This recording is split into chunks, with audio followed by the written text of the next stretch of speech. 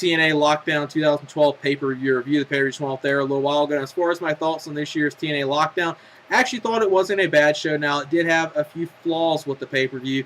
Mainly one thing that tends to be on almost every single TNA pay-per-view, which is you have a very weak undercard. Now, I understand, TNA, they cannot always have, top to bottom and have a great undercard every single month. But when you got, a pay-per-view like Lockdown that's built as one of your biggest shows of the year, you need to try your best to go out there and have the best pay-per-view you can.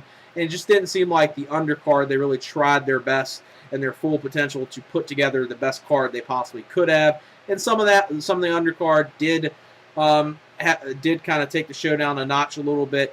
And the only other problem I had with the show was one other booking decision, which was the outcome of the main event. I'm a fan of Bobby Roode, and I was probably one of the people that didn't really have too much of a problem with him being a world champion. I actually thought he has had a fairly good run as TNA World Heavyweight Champion. But this was the perfect moment to have James Storm win the title. He was basically in front of his hometown crowd, and it would have been a great moment for him. And, one of your, TNA Lockdowns, you actually have two homegrown talents, two talents that TNA basically made. And just would have been great to have Storm win it, even though I know technically Storm has had the title before. This would have been his second time. But the first time, I think many people don't really count that too much, even though in the record books it counts. But he only had that title for like a week or so when he did have it.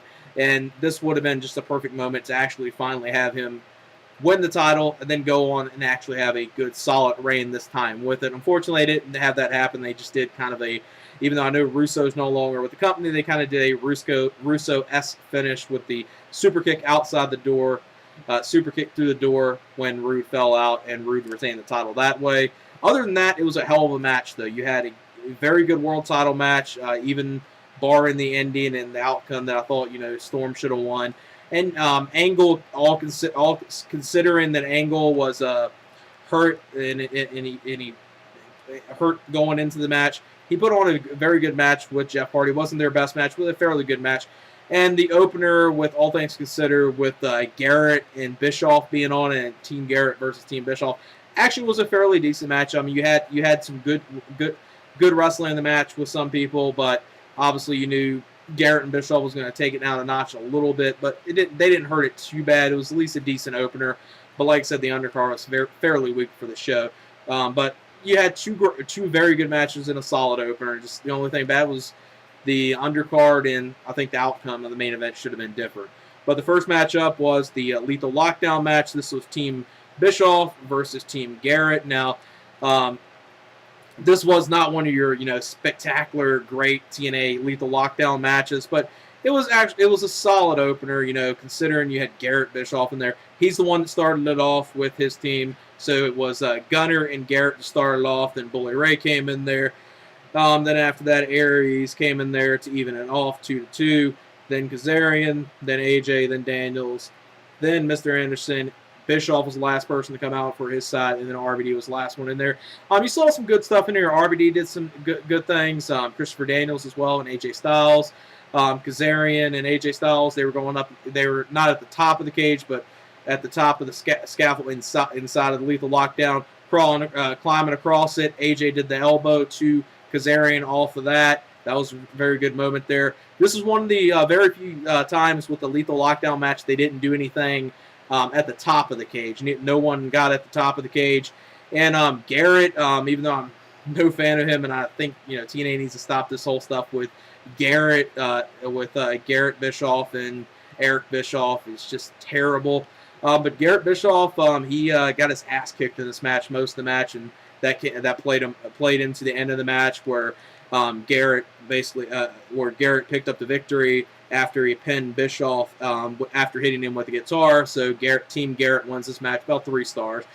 A solid opener, not one of your best Lethal Lockdown matches, but a solid opener nonetheless. Then the next matchup was the Motor City Machineguns versus Magnus and Samoa Joe for the TNA Tag Team titles. A pretty decent tag team title match. Shelley and Chris Sabin, Alex Shelley and Chris Sabin did great, like you would expect always. Did some good stuff with Joe in there. Magnus did okay with them. I would have preferred seeing the Motor City Machine Guns win the tag titles here. Unfortunately, they didn't do that. But I guess with them just returning back, you kind of want to hold it off for a little bit, so it makes sense doing that.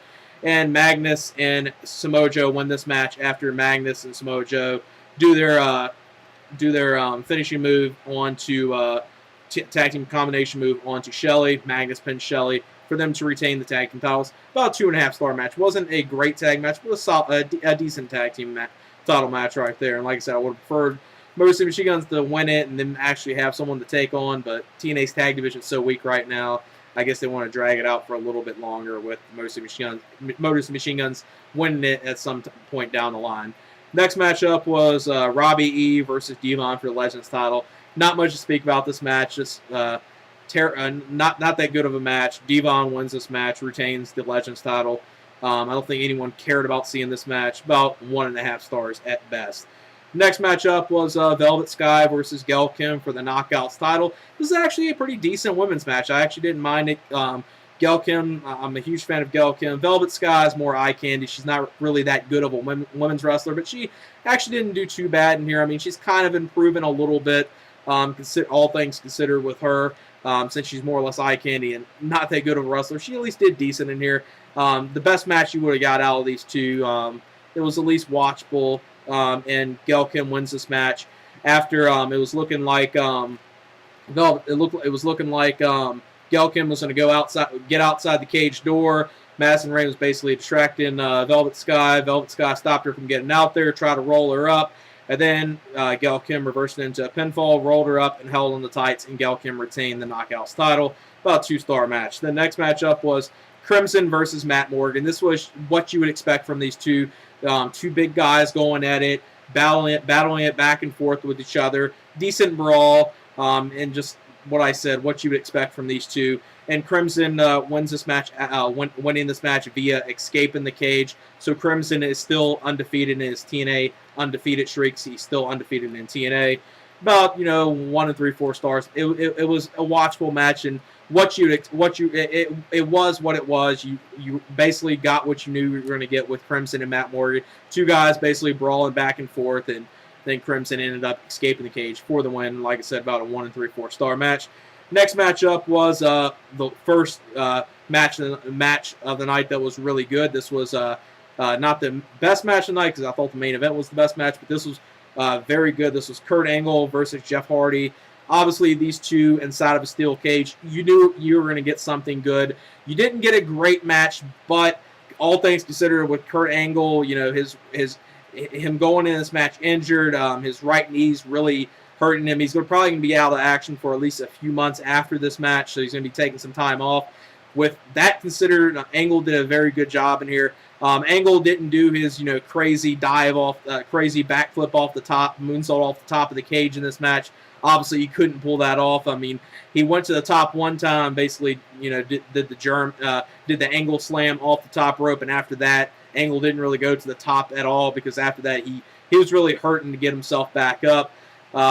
Then you saw Angle hit 2 Angle slams this match. Jeff Hardy kicks out. Jeff Hardy ends up doing the Angle slam. Then Jeff Hardy goes up to the top, hits the Swanton Bomb for the victory. So Jeff Hardy wins this cage match against Kurt Angle. Very good match, especially with Kurt Angle injured. It actually was very good. I've seen better matches with these two, but this was very entertaining. 3.5, maybe even 3 and 4 stars. It wasn't a spectacular match, but considering how hurt Angle was, Angle pulled off the best match he could, and it was fairly entertaining. Then the next matchup was, this was more or less a cool-down match between the Angle and Jeff Hardy match and the main event for the TNA World Heavyweight title. This was the Knockouts tag team titles with Sarita and Rosita taking on ODB and Eric Young. Obviously, the ODB and Eric Young stuff, just for comedy, it's just terrible to do because they're really wasting one great woman's talent here, and that's Sarita, a.k.a. Sarah Stock. I mean, I would love to see a feud with Sarita and Gail Kim for the TNA Knockouts title because them two would have a great women's match. Unfortunately, they're not doing that. She's stuck in this thing with teaming up with Rosita, taking on ODB and Eric Young. ODB and Eric Young retain the titles like you would expect. Nothing much to talk about. The worst match of the night, 1 star at best, and it's probably being pretty generous to it. Then the main event was for the TNA World Heavyweight title. This was James Storm versus Robert Roode. a hell of a match. Before the match started, they were outside. Before the match even started, they brawled outside the cage for a number of minutes, back and forth brawling. James Storm was busted open on the outside before the match even officially started. Great brawl this match. This was a great brawl. Wasn't a great wrestling match, but it was a great brawl between these two. I mean, they really just were beating the hell out of each other. It was just very entertaining, and I enjoyed it a whole lot. I would have even enjoyed it more if James Storm would have won this match. Even though I am a fan of Robert Roode, I would have preferred James Storm winning this. You know, James Storm is one of your most over talents in TNA, and he should have won the title here. Unfortunately, they didn't do that, and the ending was kind of like a Russo-esque ending, even though I know Russo's no longer with the company. It just felt like something he would have done, or I guess, you know, Bischoff, you know, he's in the company, so it seems like something he probably booked, which was at the end of the match, you saw a ref bump with Eric Bischoff's, not Eric Bischoff's, but Earl Hebner's son. The referee got super kicked by James Storm. James Storm was trying to super kick Robert Roode. Robert Roode moved out of the way. The ref was knocked out.